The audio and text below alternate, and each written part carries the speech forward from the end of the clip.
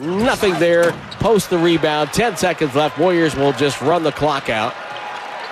And Quinton Post with his first 20-point game of his NBA career. 5 of 10 from 3. And the Warriors with a bounce-back win get to 500. Your final score, 131-106. As the Warriors knock off the Chicago Bulls, who fall to 19-26. What a difference 24 hours makes. The Warriors went out of Sacramento after feeling dejected, blowing an 18-point lead. They come home. They get home at about 2 o'clock. It looks like they sleepwalk through the first 4 minutes, and all that is seemingly erased by the end of the game because they absolutely blow out the Chicago Bulls, 131-106 at Chase Center, and they're back to 500, 22-22. Evan Giddings with you on Warriors Wrap-Up. As always, the number to call in and text in is 888-957-9570. What is going on to my people on YouTube? Everybody out there driving home from the game.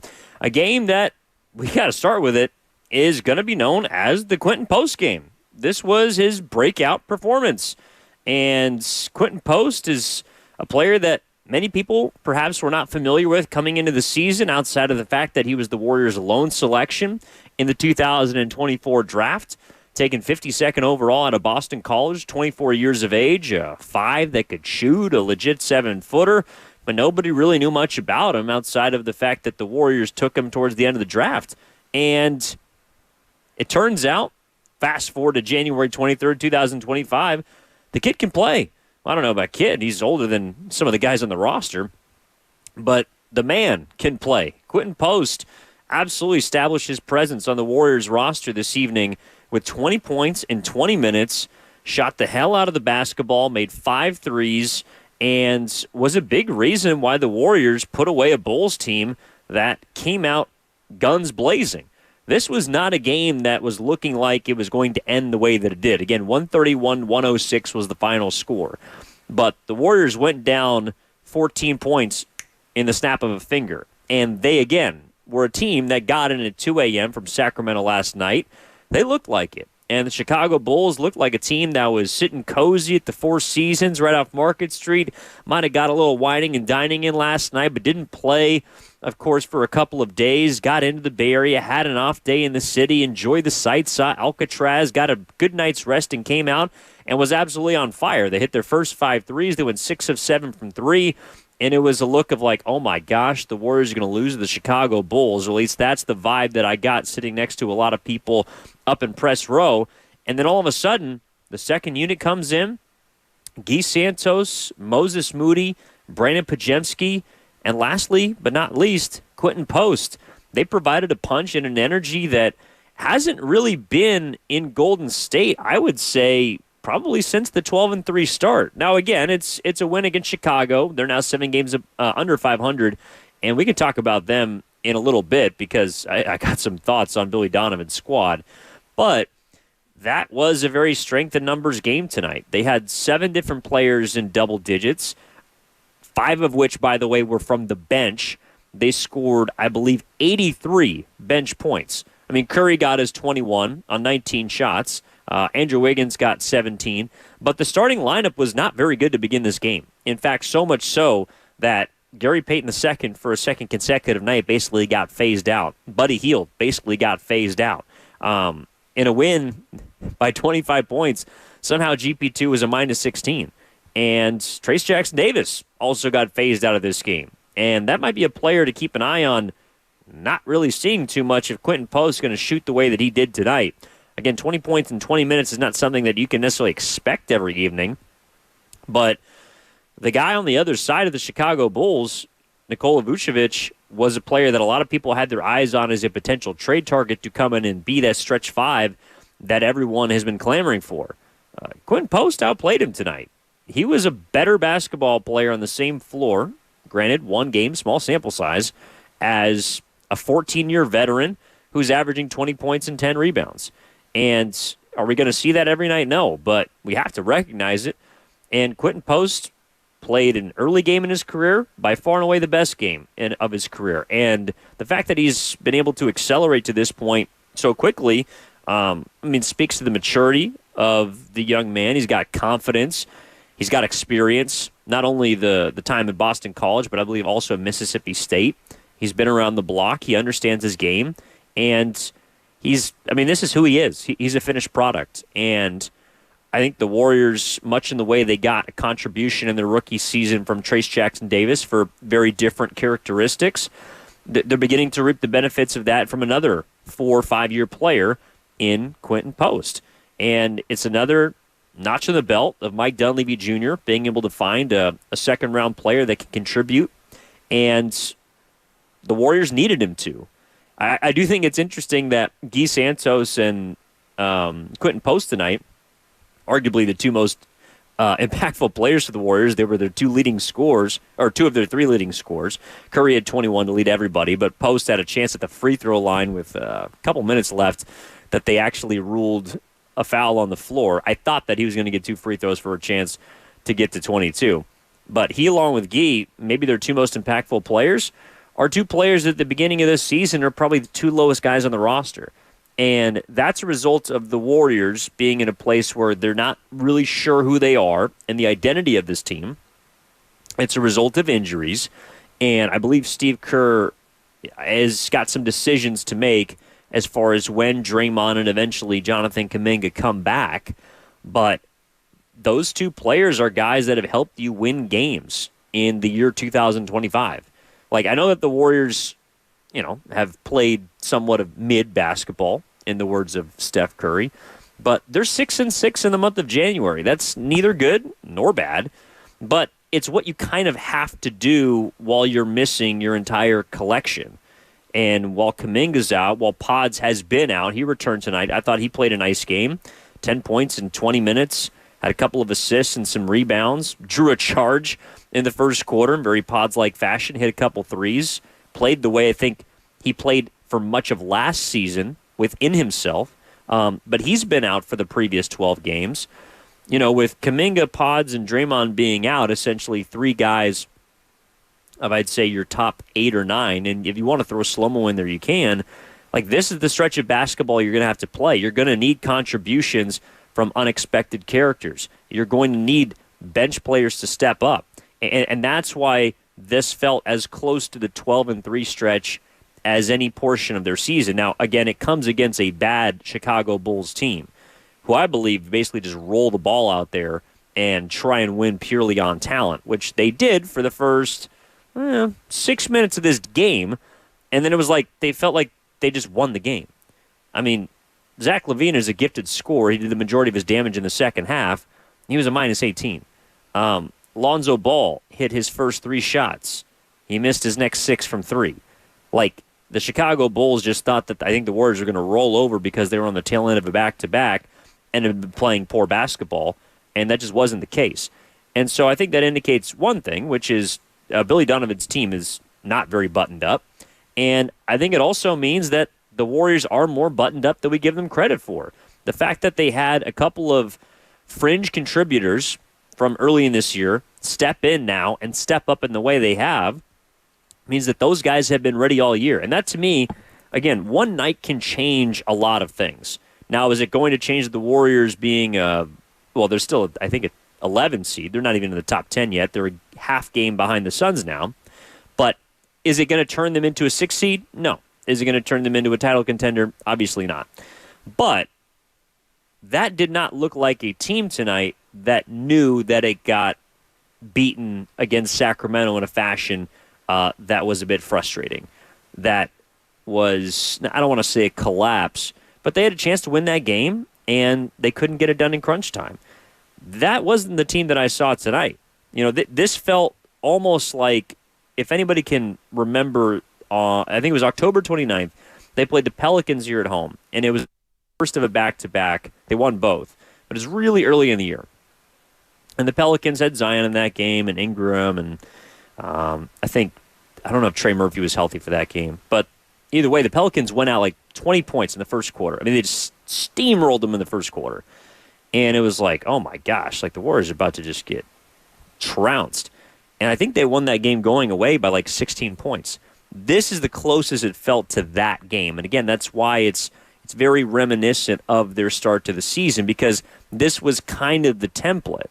And I think the Warriors have got to figure out, I don't know if it's going back to it, but almost if that's the way they have to approach certain stretches of their season, because you didn't want to play Steph big minutes tonight. The fact that he played 31 tonight after playing 34, I thought was a good sign of Steph's health. Also, the trust from the medical staff for him to get it done. But he came out relatively flat. I don't think he took a shot for the first 4 or 5 minutes of this game, and I don't think it was because he was trying to get other guys involved. He just wasn't very aggressive and was clearly tired from a very taxing game last night. Same with Andrew Wiggins. But the Warriors played 1, 2, 3, 4, 5, 6, 7, 8, 9, 10.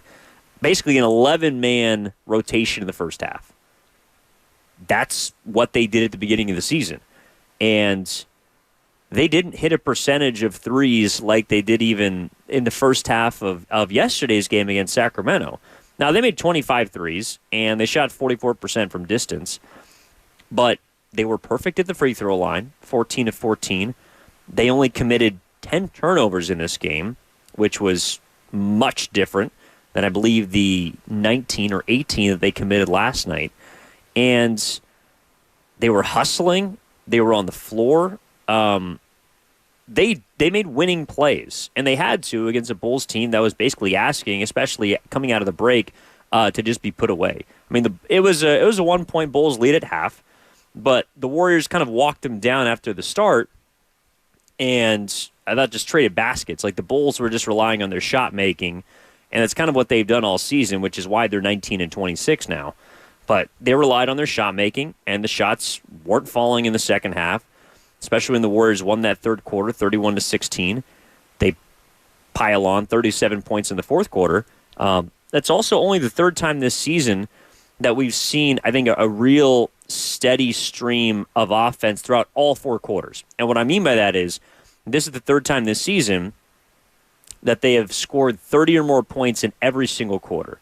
The other time they did it, I believe, was earlier this month against Philly. And then they did it in December, mid-December, against the Mavericks. That was in that 143-133 loss. So this is one of the few times this year where they've had 130-point performances, obviously. They've made 25 or more threes. They've blown out opponents. But they've never had that steady stream of offense outside of two other games, and one of which they lost. So I thought it was very interesting the way the Warriors approached this game, because it was one where they needed a whole lot of guys to make shots, and they did. And I thought the players particularly that shot with the most confidence tonight were Moses Moody, who was a game-high plus 33 in this game, Guy Santos, who was 7 of 10, 5 of 6 from 3, 19 points. Obviously, Quinton Post, 5 of 10 from downtown, ended up 7 of 12, but his first 10 shots were all from 3, scored 20 points. And to some extent, Brandon Pajemski and Dennis Schroeder. You know, both of those players were above plus 20 in this game. They played 20 or more minutes. And these are the kinds of games that the Warriors, I think, used at the beginning of the season to help keep someone like Steph and Wiggins, and at the time when they were healthy, Draymond, to some extent, Kuminga fresh.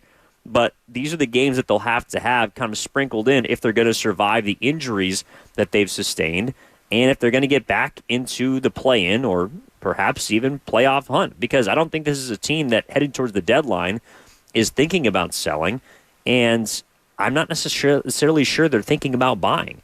You know, I'm curious what people think about this game as far as their takeaways. 888-957-9570 is the number. Cam, if we have any calls, please send them through. I do want to hear from everybody out there. Dub Nation, 888-957-9570. From the 650, Kerr's starting lineup of 3 guards doesn't work. Well, that's fair. From the 510, Pleasant Hill Pete says, fire Steve Kerr if Quinton Post and Guy Santos aren't part of the regular rotation once they're healthy. There's no reason to play Looney, Hield, Schroeder, and Waters. Well, let's first focus in on that, Pleasant Hill Pete, because I do want to get into the fact that there are some decisions that Kerr's going to have to make when this team is whole. I can tell you that that Looney's going to play. Hield is probably going to play. Schroeder is going to play. Lindy Waters probably not going to play.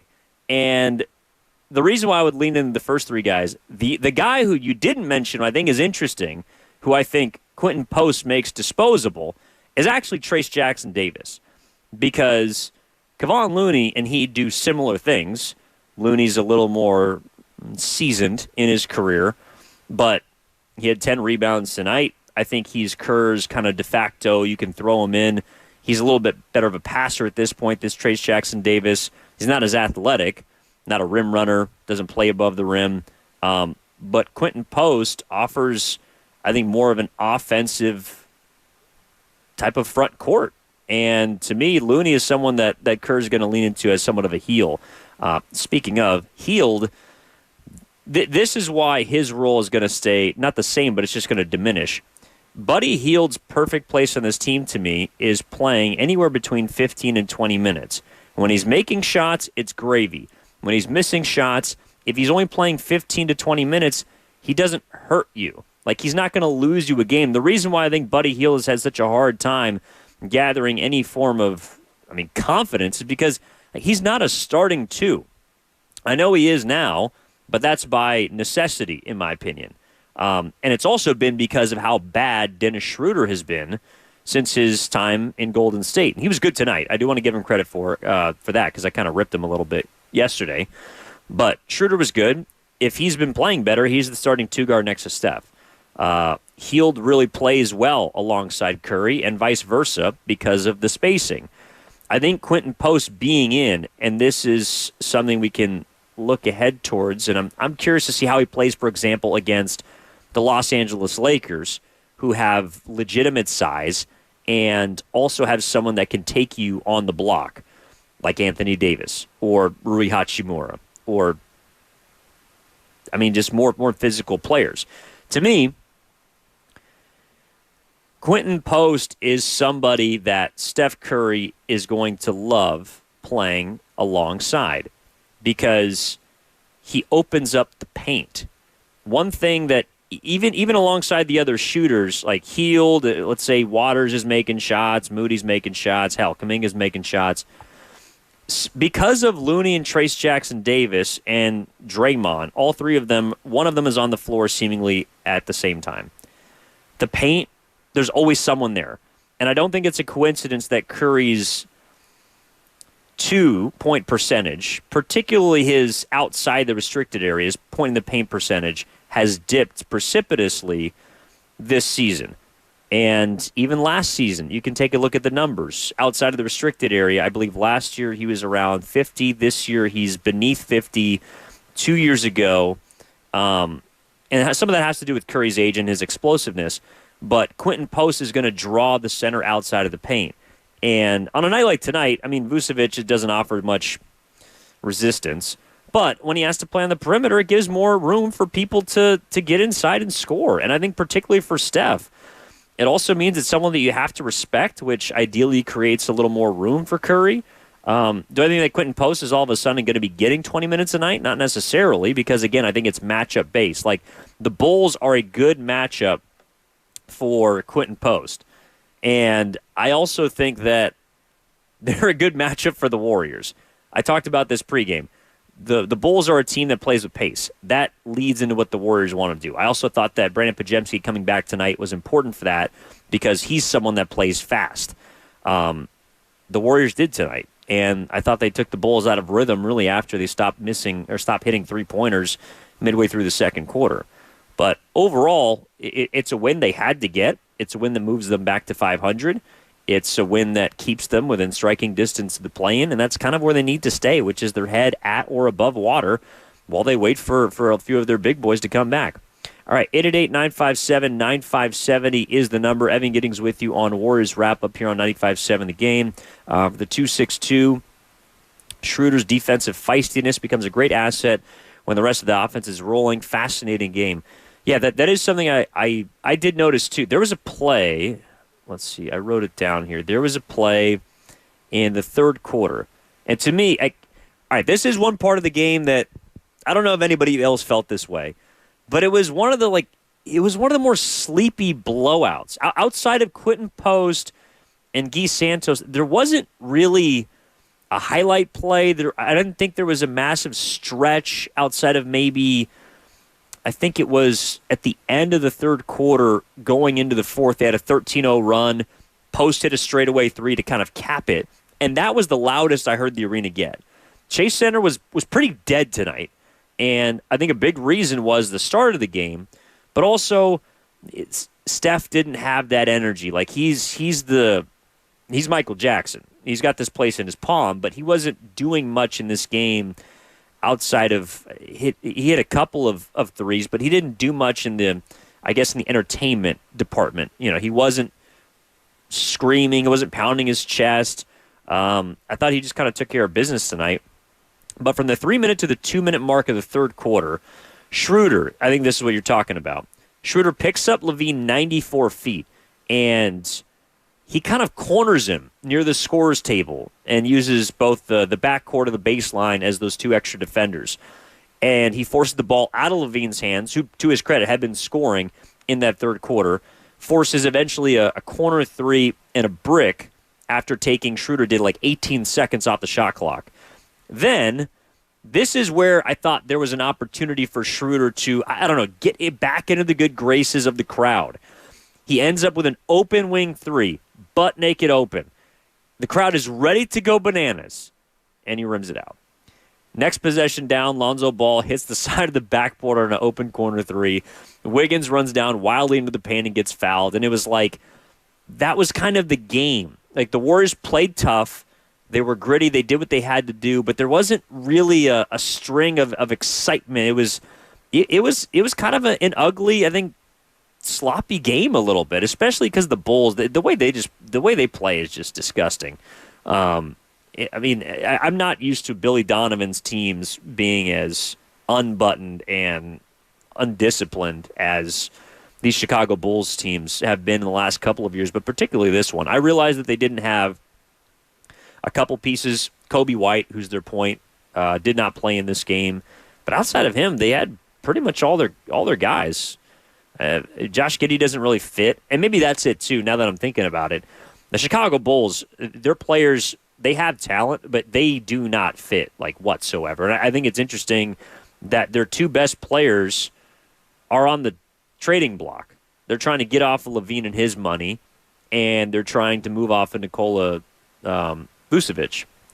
That's a player that I've said this before, but I would not give up a first-round pick for him. I talked about this on Steiny and Guru. I've talked about this on Warriors This Week on Saturdays with Dan Devone. I would not give up a first-round pick for him, and I do feel a little bit vindicated after watching that game because I think you would be out of your gourd to give up a first-round pick, even if it's protected, for Nikola Vucevic. Especially, apparently, when you have Quinton Post, who outplayed it tonight. Do I think he can do that consistently? No. But for a player in Vooch that averages 20 and 10, I'm not going to lie. I was a little disappointed. Like, that guy scored 40 points 4 games ago. Granted, it was in a loss, but that guy scored 40. And watching him tonight, I do not know how that went down. 888-957-9570 is the number. Evan Giddings with you on Warriors Wrap Up here on 95.7 The Game. Taking your calls, taking your comments from the 650. Do I hate Moody? No, I don't hate Moody. Had 4 blocks. Don't try to tell me he can't play defense. He also did have the no-look 3. That was pretty nice. Look, I don't know. Maybe people... The tone of the show today probably hints that we don't like him. I don't dislike Moses Moody. His contributions tonight were awesome, and he was a big reason why they got back into that game. But I recognize that when this team is at full strength, Moody is not going to be as much of a part. Like, he's not going to play 25 minutes a game when this team is whole. And that's just me reading the cards from Kerr. But I think it's interesting that Post played as well as he did tonight. Santos played as well as he did tonight. Moody played as well as he did tonight. And there's still some criticism for the coach after a game like that. I mean, it's probably for, I guess, his starting lineup.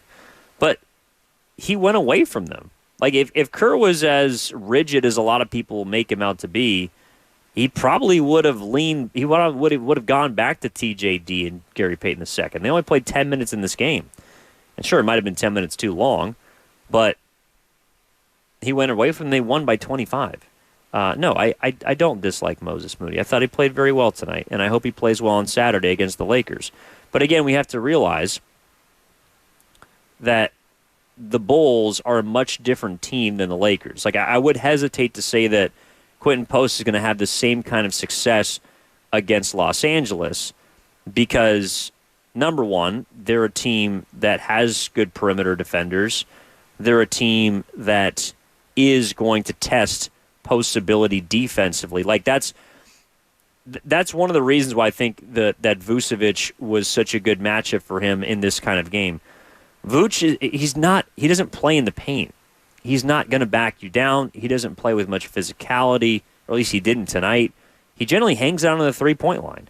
And that's exactly where Post is probably best at defending. You know, I do wonder how he can bang down low with some of the bigger centers in this league.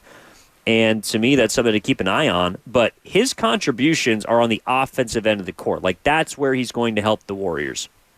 And tonight, he wasn't forced to do much defensively. He wasn't tested defensively. And that's why he was able to help. But overall, look, the Warriors won this game with their second unit. Like, they won this game with their bench. They scored 83 points out of the 131. And that's another, I guess, characteristic of the first 15 games that I thought was a bit suspicious. It was like the bench oftentimes, depending on who was playing well, kind of outscored the starters or outplayed the starters. And even Curry and Wiggins to start this game, like, they were not very good. I didn't think so. And it wasn't just because Hield and GP2 and TJD didn't play well. Curry and Wiggins, I didn't think started that well. Wiggins actually, I think, was the only one that was scoring early. But my point is the game flipped when Kerr went to the bench. And when he went to kind of an 11-man early rotation in this first half. Moody knocked down some shots. Pods was able to hit some threes. And then Santos is a player that I actually think is the most interesting one of the bunch. How they're going to try and integrate him is how, especially when Draymond comes back, is I think the one that I'm keeping my eye on the most. Post for sure, and he's going to push, I think, Trace Jackson-Davis more than Kevon Looney. But Santos is the one that, he played 27 minutes tonight, and he's been playing a lot lately, and he's helping the Warriors win. And that's a guy that I wonder when Draymond comes back what his role is going to be. All right, let's get out to the phone lines. Jonathan is at Chasen and wants to discuss the Warriors' performance tonight. Jonathan, my man, welcome to Warriors Wrap-Up. What's going on? Hey, this was such a refresher to watch.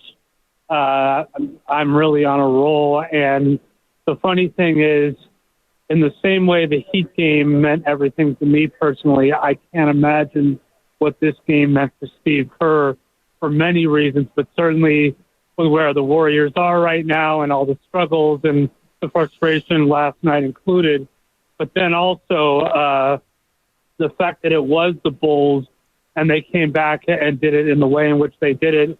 I don't have to tell you as a 90s kid what the Chicago Bulls mean to me, even not having ever lived in Chicago. So this was special just for that reason. But to see it looked bad that first quarter, and I'm thinking, because I was worried. I heard rumors Steph wasn't going to play, and I'm thinking, is this ever going to happen or not? Because when I saw him announce in the starting lineup, I thought, let's go. But they looked terrible that first quarter, and then it kind of felt like a moment of truth.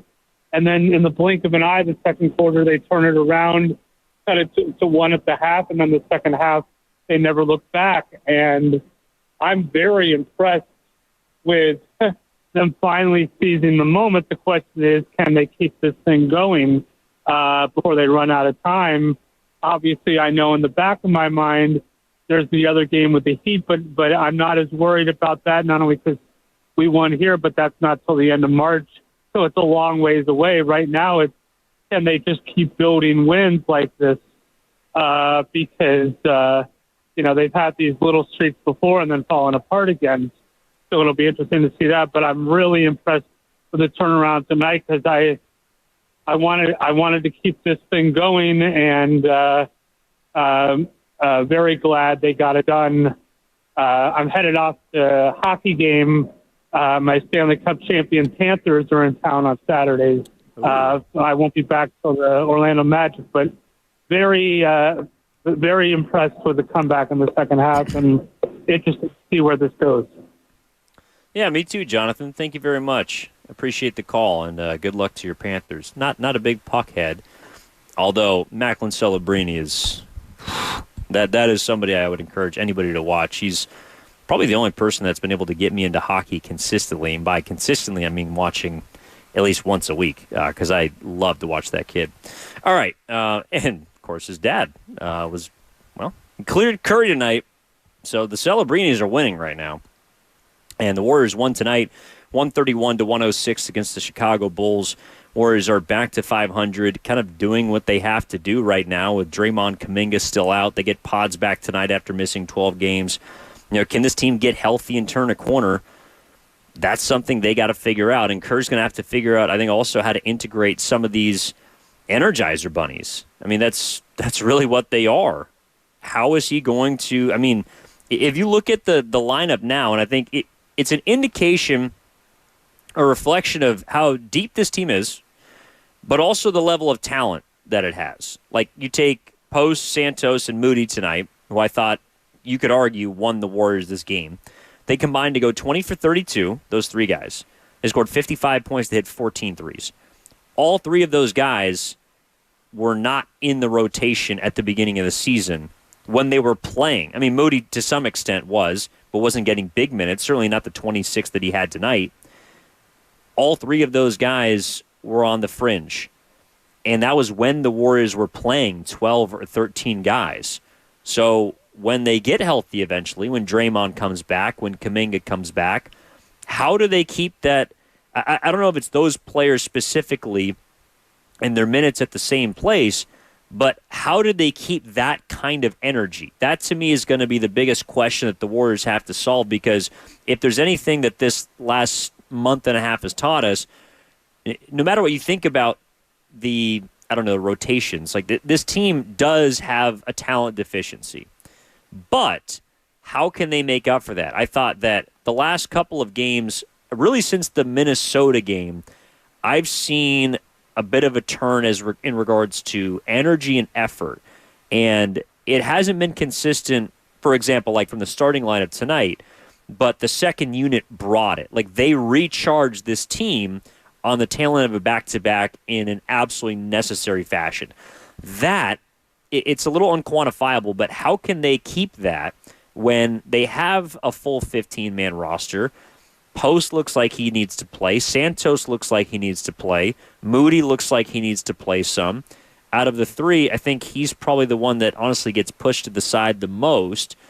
But how do they keep the energy? That's something the confidence that apparently has been missing over the last month. How do they keep that? That's, to me, the biggest question they need to answer. And the man who's going to answer it, or will have to answer it, Steve Kerr.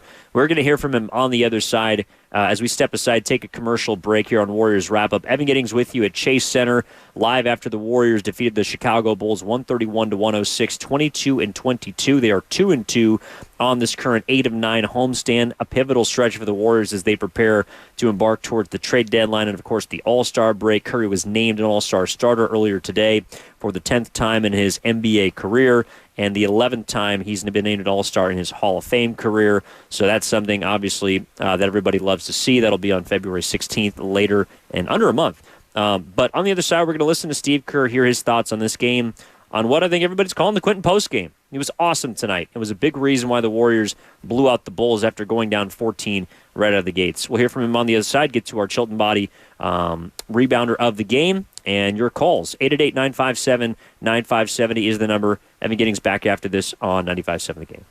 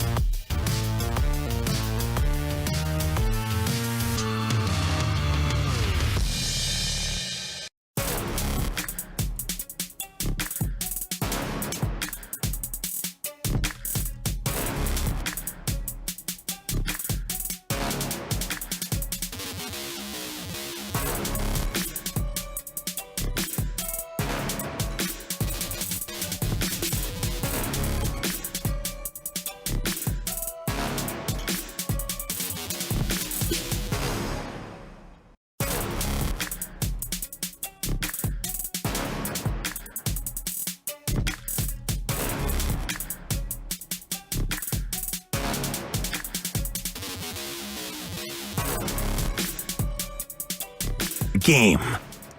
Evan Giddings with you on Warriors Wrap-Up live from Chase Center after the Warriors wrap up a 25-point blowout victory against the Chicago Bulls. They are back to 500, and tonight's really all about Quinton Post, and it's about Guy Santos, it's about Moses Moody, it's about Brandon Pajemski, it's about the second unit, and it's about the strength in numbers approach to, I would say, the last 3.5 quarters of this game that turned a 14-point potential Chicago Bulls, I don't know, win in this game. It's certainly a fast start into an absolute waxing because the Bulls got blistered by Golden State tonight, who made 25 threes, 14 of which from a trio that I mentioned in that second unit group. Also, Schroeder was nice tonight, have to include him as well. Curry finished with 21, Wiggins with 17, but the starting lineup was largely ineffective against Chicago, and it was the second unit that charged up this game and charged up the crowd in the second half and got them to the point where they are, looking at a Lakers team, I think, with a bit more confidence, certainly than they had 24 hours ago. Before we hit the phone lines, 888-957-9570 is the number. I want to get to some text messages from you. Big leads help to keep the depth engaged from the 262. From the 650, Moody was glue. Santos energy, Post size. I'm with you. The 510, Pleasant Hill Pete asks, do you think the Warriors should pursue Valanciunas after seeing Post potential these past 2 nights? Well, I think this is the good part about the next 2 weeks, 2.5 weeks until February 6th and the deadline. You get to see.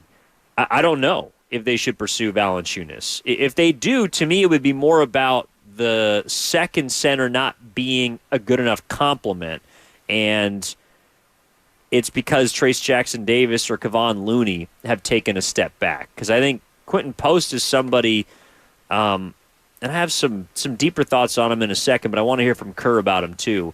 I think he's a really interesting player that we don't yet know much about, but he played big minutes last night in Sacramento. I thought he played fine, but he made a couple mistakes, including a turnover late in that game. Tonight, he got some more run, and he made the most of his opportunities. But if he comes out and shoots 1 for 7 from 3, because that's the one thing he has proved, he's aggressive. He will shoot. He took 10 shots to begin this game. All of them were threes. If he goes 1 for 10, we're having a very different conversation about how much he needs to play. And the Warriors, if we've known anything about their season, have been a roller coaster ride in regards to shooting. Sometimes it's 25%. Tonight it was 45%. Sometimes it's above 50%. But the one thing that he does help with is he doesn't make them solely dependent on their guards being perimeter-based offensively. All right. Again, 888-957-9570 is the number. Let's talk to Skills in Vallejo. Skills, what's up, man? What's going on? Hey, what's up, Evan? Good evening. Before I make my main point, the trade rumors with Nikola Vucevic going around, and thought we'd maybe get a good look at him tonight. He didn't get to do a whole lot. You get to see Lonzo Ball shoot 9 3-pointers, which is, of course, every fan's dream, but I digress. My main point is, though, last night, Warriors got my hopes up that they were going to they had unlocked something in the first half of that game. They couldn't bring it home. Tonight they bring it home thanks to 2 youngsters, Santos and Post. And look at them playing so well tonight. I know darn well, I'm not trying to say that the Warriors should start printing finals tickets based solely on what they did tonight. I'm not saying they're gonna jump out of 11th place and get to the finals right now, but at this point, that should not be the main focus. The main focus, you're trying to stay above 500. You're in the crowded West, like I said, 11th place entering play tonight. You got to jump a lot of teams just to even get to the playing area, and just try to string a few wins together. If these are the guys putting the ball in the basket, these guys are the guys who need to be out there, bridging that gap while Kuminga's recovering from his ankle injury. You're not going to be able to do that without, improving on offense from where you've been, scoring under 100 points almost every other night pretty much for the last couple of months. And my last point is, because I know you probably got other callers, it's clear that the veterans, for whatever reason, like Schroeder, Hield, on down, they can't be trusted to be the guys to turn that offense around. They're part of the reason why that offense is so bad. Dennis did have a good game tonight. I'll give him that. Hield, of course, had a stinker, which we've come to expect. Post on fire. It was just such a difference from what we've seen lately. Just balls going in the hoop without being fumbled out of bounds, without players stepping on out of bounds lines, without layups becoming screw-ups. I have no doubt that Kerr wants to go away from the youngsters and go back to the veterans at some point earlier than he did. I'm glad he did. I hope he realizes that they've got to play until they prove that they cannot play. Give them the same shot the Waters got in November or October, whatever that was, and let's see where they go. Thank you, Evan. Appreciate it, Skills. Yeah, I'm with you. And I think, I mentioned this at the beginning of January when things were looking particularly bleak, and not that they're out of it yet, but it's about enduring. And I think that these kind of moments, breakout game from post, or Moody having 4 blocks, or Santos going 5 of 6 from distance, like those are all moments that'll contribute to you enduring a tough part of your season, enduring the dog days of the NBA year.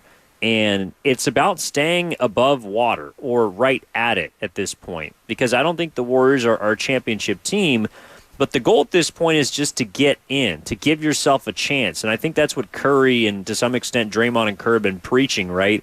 They're talking about not mortgaging the future, but that doesn't mean they're giving up and waving the white flag. There was an interesting piece earlier today, or an interview, I should say. Anthony Slater was on with FanDuel Television. He was talking about the deal that wasn't for Lauri Markkanen this summer, and how Danny Ainge essentially asked for the house. Like, he asked for 3 first-round picks, unprotected, 3 pick swaps, Kuminga, Wiggins, Moody, and maybe Pods. Some combination. Like, he wanted everything. Those are the deals that the Warriors do not want to make. It doesn't mean they won't try and add around the margins, but I think the emergence of a player like Post means like they don't have to be desperate.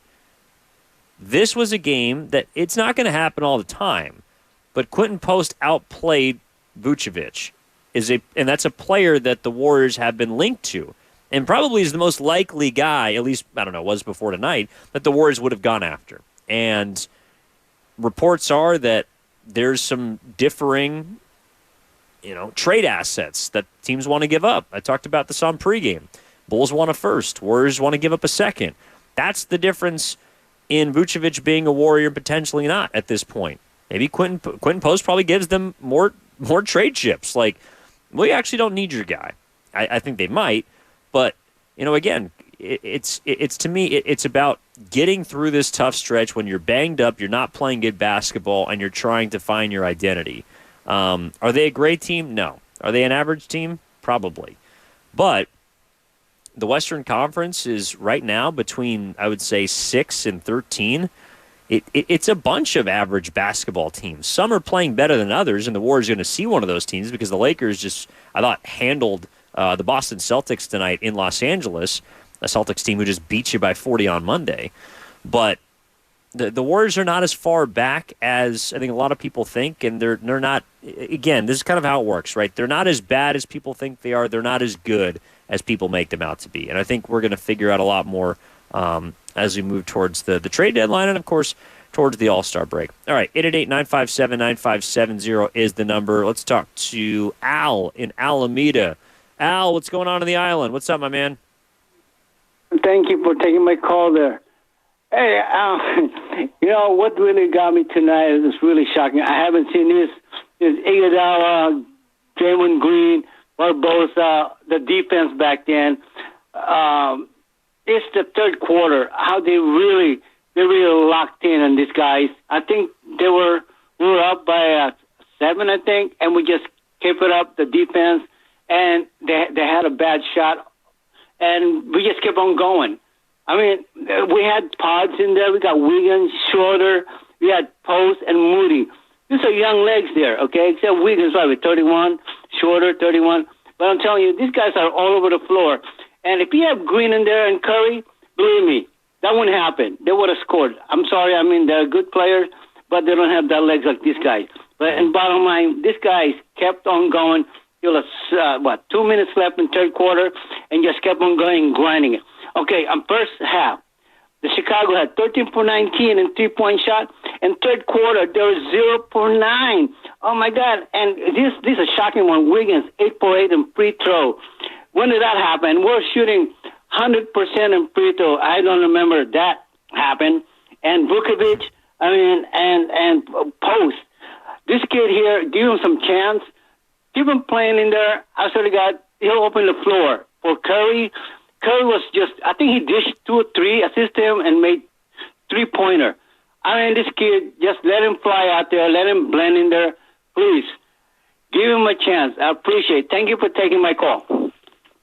Appreciate it, Al. Thank you so much. No, I think, yeah, look, Post absolutely earned his opportunities. The question is what's going to happen when Draymond eventually comes back and when Kuminga comes back, because I don't know if it necessarily affects the 5 as much as it does, again, the forwards, and that to me is where, like, Gee is the guy that I think is affected the most by Draymond, and then Moody is the guy that's affected the most, well, by Draymond, but also by Kuminga, because Kerr has identified him as more of a 4, and that's where a lot of his minutes have kind of come from, the 3 and the 4. The thing about Quinton, which is apparent, so Quinton Post has breakout performance tonight, makes 5 of 10 from three-point range, ends up with 20 points, scores the heck out of the ball, but the most important thing that he did tonight was show everyone that he can play with Steph. This entire offense, and kind of to its detriment, is geared around 30. He's the sun. Everything revolves around him. So if you can play with 30, you can play for the Golden State Warriors. And that's something we saw in abundance in Sacramento a little bit, but especially tonight. Quinton Post and Steph Curry in this basketball game together, I believe, were a plus 10. Curry was able to generate a couple of looks, had a couple of assists to Quinton Post, who hit some threes out of, Curry basically attacking and getting into the paint where it's more vacant. So he has the option to either drive to the cup, pick and pop with Post, or swing to someone else. Post also demonstrated an ability to move the ball. In the first half, he found Wiggins cutting from the baseline after he got double-teamed in the paint for a nice dunk. That kind of situational awareness, in addition to being able to play with Steph, is why I think there's room to believe that he can play consistently for this team. Is it going to be 20 minutes every single night? Is he going to score 20 points every single night? No. But he gives them something which they don't have. That's why everyone has been clamoring for the guy on the opposite team tonight, Nikola Vucevic. He's a stretch 5. Quinton Post is literally the definition of that.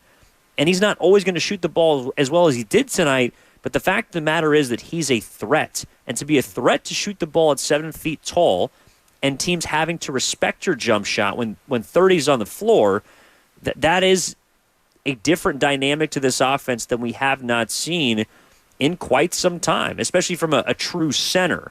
The Warriors have had rim-running bigs. They've had defensive-minded bigs, rebounding-minded bigs, but never a player that can stay on the floor defensively and also step out and knock down threes at a 40% or north clip, which is something that Post did in college last season.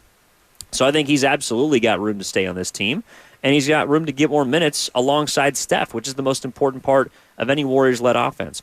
888-957-9570 is the number. Let's talk to Shardal in Fremont. Shardal, what's going on? How we doing? Hey, it's great calling 95.7 The Game. I love everything you do on here. You get a lot of great guests on here. What a dominant performance by Curry and Wiggins, combined for 38. Post and Santos also did well. I give them credit as well. They had their career high nights. But this was a great win. I mean, this was definitely, I knew we were going to bounce back against the loss last night. I know we would come in and play a strong game of basketball. I think we did that tonight. I'm really proud of my Warriors. I'm going to support this team as much as I can. I'm going to go as much games as I can to the arena, but we got to keep this up. We got to keep this type of performance if we want to beat the Lakers and the Jazz, because the Lakers are a very dominant team. They got Austin Reeves, they got LeBron, they got Hachimura, got a lot of bigs on that team. So I think we got to come out strong in that game. I think we've been playing the Lakers and we've been losing a lot to this team because they've just been such a dominant basketball team. But I think that we're going to be good. I think we have a lot of games left in the season. I think that we're gonna make some magic happen. But it was a great win today, and let's go and get that win against the Lakers.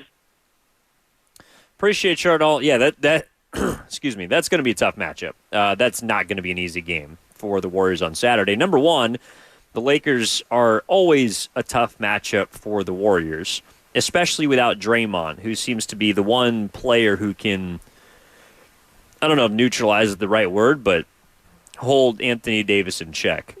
Although odds are in a Warriors-Lakers game, Anthony Davis is probably going to get hurt at some point. But the Lakers tonight killed the Celtics. They beat them, I think, pretty much wire to wire. They won, 117-96, and they handled the defending champs, where the Warriors, of course, got blown out by 40 on MLK Day. That's not going to be an easy game. And I don't want to crush the Warriors if they lose that game, but it's going to be an interesting test based on, again, the Warriors, I think, are starting to kind of slowly dig themselves out of this hole that they had for the 25-game stretch where they went 8-17. They're 5-4 in their last 9 games, or pardon me, 4-4 in their last 9 games. They're 6-6 in their last 12 games. I know that's not a positive record, but it's not the bottom of the cellar where they were. So they're making incremental strides, and I think that as pitiful as that might sound to a lot of people, that's what this team has to do. Like there's no easy fix for this team. I think that's something that we all have learned about the Warriors. Not one thing is going to fix it. That also includes Quinton Post, by the way. As much as I love his performance tonight, he's not going to all of a sudden turn them back into a 12-3 type of basketball team. At least that's what I think. But he can help them run away with the game like tonight, which keeps them fresh for Saturday. Then you look at the Tuesday game and then Wednesday game, because they got another back-to-back next week. Okay, can Quinton Post or Guy Santos or Moses Moody or Pajemski, can those players help you beat Utah and keep you fresh for the Wednesday back-to-back against Oklahoma City, when you ideally are going to need Curry to play big minutes and Wiggins to play big minutes? And then you have only a day between Phoenix, and then you get a long weekend. Like, how can these players help you sort of, again, go through this arduous point in the season where you're lacking guys that are hurt, where you have up and down performances? Buddy Hield, like the fact that they won by 25 points, GP2 was a -16, Buddy Hield was 1 of 7, and Trace Jackson-Davis was pretty ineffective. That means that you're getting contributions from other places. That hasn't been the case over the last month. So that's a stride in the right direction for Golden State, trying to figure out who outside of Curry and Wiggins can be options for you to score the basketball. That's why I think Kerr has had to go to Quinton Post. I don't think it's because he thought that he was going to score 20 in this game. It's because they don't have many offensively talented players. And Post is probably limited in some way or another, but he can shoot the ball. And they don't have many players whose jump shots you have to respect. Nevertheless, a guy who's 7 feet tall, that doesn't mean he's Jokic. But, I mean, the Warriors they're devoid of players that demand you to step out and get yourself out of the paint, which hopefully will make them a better team at the things that they have sucked at, frankly, this season, which is getting to the line, making free throws or just getting free throw attempts, and making layups. Having a big that can take the center outside of the paint forces him to play a little more in pick and roll or pick and pop. It takes him outside of the restricted area and allows the Warriors, who are kind of a smaller team, a few more opening lanes to get to the cup. And especially a team like Chicago. They felt like they were, absolutely disinterested in doing anything that the Kings showed you could do to try and stop the Warriors. Like, I don't think they blitzed Steph once tonight. I don't think they tried to defend with any form of... Well, actually, they went to a zone in the second half. That was the one adjustment they did make. But it was almost like it was a lazy type of adjustment. Like, they went to a zone because they had no other answer, because either they were incapable or didn't want to guard man-to-man. I don't think zones are for cowards, but in this case, I thought the zone was because the Bulls are just lazy and Billy Donovan was running out of options. And, of course, they ended up getting blown out by 25. But 888-957-9570 is the number. Let's go to Al in Fremont before we get to Steve Kerr. Al, what's going on, my man? How are you? Hey there. Hey, man. I've been a Warrior fan for a long time, and it just seems like our bigs are never offense. I'm going back to Biedrich. You know, he never shot a jump shot. Jackson Davis, it just seems like our bigs are no threat at all. It's like when Looney and Draymond is on the floor or something, it's like 3 against 5 on offense, you know. It just seems like why do we take so long to all of a sudden play Quinton Post when, you know, we've been talking about a trade, this big trade for a big that can score, and he's been there the whole time. I mean, what took so long for him to actually give him some playing time finally? Thanks. Gotcha, Al. Well, I think there's a couple things that go into it. Number one, he's the 52nd overall pick. You know, you're not expecting a player like that to come in and light the world on fire. Number two, you do have to give some credit to the Warriors' development staff. Like, he's been playing in Santa Cruz, and I think that he was talking about this after the game, but the biggest adjustment that he's had to make is not on the offensive end. It's actually been on the defensive end, and that's why I think the game on Saturday will be a big test for Post, because he's going to play. He deserves to play, but it's a far more different challenge than the one that he got tonight. By the way, you're listening to 95.7 The Game, KGMZ FM and HD1 San Francisco, always live on the free Odyssey app, Twitch and YouTube, powered by First NorCal Credit Union. You know, I think there's this idea that, okay, well, if a player comes in and just lights it up, well, where have they been? What have they been doing? Well, odds are they've been working on their game. And I guess I'm of the school of thought that if a player comes in and is immediately impactful, I do have to give credit to the coaching staff. I do have to give credit to the organization for not rushing a player, for figuring out what they have, and then eventually going to him. Now, I think one of the reasons the Warriors did go to Post is because they had to. It was a numbers game. But clearly the work that he's done in Santa Cruz means that he is now ready to contribute at the NBA level really quickly. That doesn't usually happen for second-round picks. Those players are guys that are journeymen or are up and down between the G League on two-way deals, and they're not players that can come in and help you win an NBA game going away, which is what Quinton Post did tonight. You can make the case he was the most impactful offensive player on the floor this evening. But that doesn't just happen overnight. So why hasn't it happened? It was kind of like the conversation we had last year with Pods and TJD. Well, where have they been? It's like, they're going to get their opportunities, and then they have to make the most of it. Last year, Pajemski, I thought, had a really good rookie season. Trace Jackson-Davis had a really impactful rookie season. Okay, does that mean that because Quinton Post is a better shooter and he's more helpful than TJD, that TJD is useless now? No. But it means that players move at different developmental speeds, and the fact that Post has gotten here midway through his rookie season, again, if he can give you 40% shooting from three-point range, he can stay on the floor, he's not a defensive liability, and he's doing all that after just 40 games of mostly playing in Santa Cruz, I think that's pretty good for a 52nd overall pick. Maybe that's just me. 888-957-9570 is the number. 262. I'm still intrigued by the Valanciunas deal. If we can get him cheaply, what do you think a trade would look like? I think it would look like filler, and the Wizards probably would want a protected first back, but I don't think the Warriors want to give away a first. And that is something Quinton Post also means, is that I think he gives them a little more trade boost, as far as, like, they don't have to lean into a deal. Quinton Post is someone that makes you think that stretch five that the Warriors have been looking for, from Markkanen to Vucevic now, it means they're not desperate. And is Post going to be Markkanen or Vucevic throughout his career? Odds are no, because both of those players are really good. Markkanen's borderline all-star, and Vucevic might be an all-star this year, but he's played in the league for damn near 15 seasons. But it means that in this moment, the Warriors don't have to be... They don't have to get fleeced. They don't have to get suckered because they need that player. I think that's what they've been telling us. They don't need to go out and swing big for a role player because they have guys that can fill those roles. It's just a matter of getting the opportunity and making the most of it. I do want to check in on our YouTube chat here again, rolling on after the Warriors defeated the Chicago Bulls 131-106, 25-point blowout. I think the closest that they've looked to the 12-3 start certainly, and a big reason why is because of Quinton Post. All right, sorry I've been putting it off. Let's listen to Steve Kerr. We can get that dialed up. Here is the head coach of the Golden State Warriors, Steve Kerr, after the win. The last game, but this game, again, extended minutes, looking very comfortable shooting the ball from deep.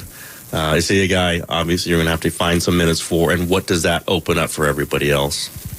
It just opens up the floor, He picks and pops, and that means the other team's big guy has to go with him. And that means that defender's not in the paint. So Steph was the happiest guy in the building tonight. With all that room to work with, the game got a lot easier for all of our guys. So it was really exciting just watching Quinton, but it goes beyond the shooting. It's the feel. You saw the pass he made to Lindy at the end for the three. Like he sees and feels the game, and he's got some toughness to him too. He's a physical 7-footer. He's not a finesse 7-footer. He's a real 7-footer and likes to mix it up. And really exciting to see him playing like that and getting his chance and making the most of it. 83 points from the second unit tonight. Obviously, Quinton a part of that. But Brandon, Guy, Moses, what did you like about the way that group moved the ball? Yeah, they all played well. It was an incredible performance off the bench. Guy has just continued to, shine in his opportunity here, the way he's cutting and moving. The game really seems to click when he's out there. And Moses has found a good groove. So those guys are really, as a kind of a tag team wing tandem, they're playing great. I thought Dennis was fantastic tonight. And that's the guy who I've watched for years. He is a competitor. He plays with an edge. He got after it defensively tonight. He pushed the ball. I thought Dennis played a huge role in that win. On Post, I'm curious how you've seen him evolve since you've had him in camp. I mean, I know even Draymond was talking about seeing a little of that toughness in camp, but what have you seen to the point that you are playing him now? Well, first of all, he played 5 years of college basketball, so he's an old school rookie. Guys 25 years ago came into the league ready to play because they played all that college ball and have the foundation underneath them, and that's Quinton. So you can see he's got a good feel for the game. I think the biggest thing over the last couple of months in Santa Cruz is, the staff there just did a great job with him working defensively. I think that was our biggest concern at the beginning of the season was could he guard pick and roll? Could he get out on the perimeter, be up to the level of the screen and still get back in the paint? You saw that tonight. He was flying around. So I think the Santa Cruz experience has been great for Quinton. He's made huge strides on the defensive end, and you can see how much confidence he's playing with.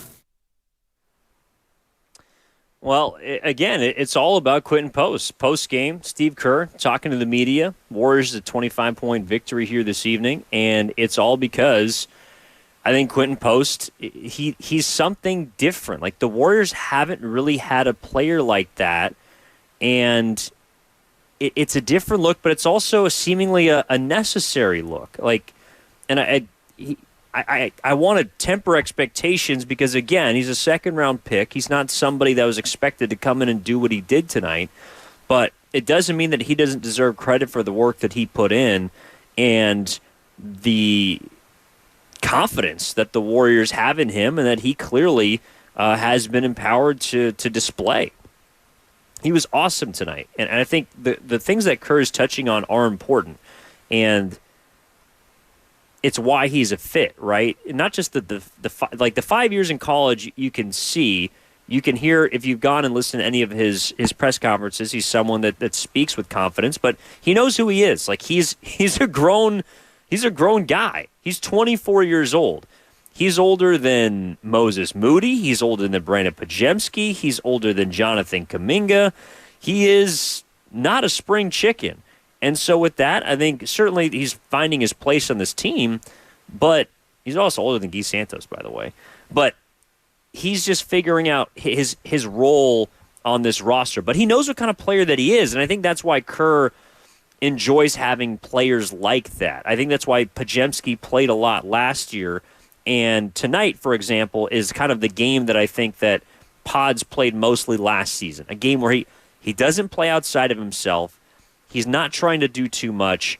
He knows exactly what his strengths are, and he leans into it. That's what he wasn't doing at the beginning of the season, and that's why I think he struggled. Quinton Post is a player that is big, is physical, is smart, can pass, has some defensive ability, can clearly shoot the hell out of the basketball, is a threat, and can play alongside Curry. All of those things are going to get you run. And if he can produce the way that he did tonight, or even just like he did against Sacramento even. I know they lost the game, and he made a mistake down the stretch, but he didn't hurt them in that game. In fact, he helped them in that game, and he opened things up for other players. How the Warriors are able to respond when Curry gets blitz, when Post is on the floor, is something they need to figure out. But I think someone like Quinton Post, I could also envision playing alongside Draymond. You know, the fact that they can put 4 shooters on the floor, or even 3, because sometimes it's been 2. You know, you need at least 3 shooters on the floor. Post is that. So I'm just thinking about when Draymond comes back, when Kuminga comes back, Post is a player that you can use with all of their guys. And that's one of the issues I've had with a lot of the Warriors lineups this year's. They don't have players that really can fit with multiple lineups. They have guys that can play with this guy, or have players that can play with this particular player, or these 2 players. They have to have shooting around them to help them or to aid them. Quinton Post is the help. He's not the sole figure. He's not the playmaker or the number 1 scorer, but he can connect different lineups because he does something that they don't have, which is a 7-footer who can knock down a 3 at a 40% clip. Like that they just don't have that. And so that's why I think he's going to continue to get more time, and hopefully the Warriors should be better for it. Big thank you to everybody that has tuned in tonight. That's going to do it for us here on 95.7 The Game. A reminder also that our Crashing the Board segment is brought to you by Chilton Auto Body, the Bay Area leader in collision repair. Warriors did not have a ton of standouts rebounders tonight, but I go through this quickly. Should have done this before. Thanks, Evan. Good job. The Warriors' leading rebounder tonight was Kevon Looney, 11 rebounds off the bench. Should have gone with him instead of TJD for my Fremont Bank prediction of the game. But he was crashing the boards with ferocity, 5 offensive rebounds, also 5 assists for Kevon Looney. Moving the ball was a plus 17 in 19 minutes tonight.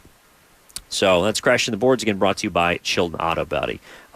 Big thank you to everybody who, again, called in tonight, everybody who texted in tonight, everybody that joined us on YouTube.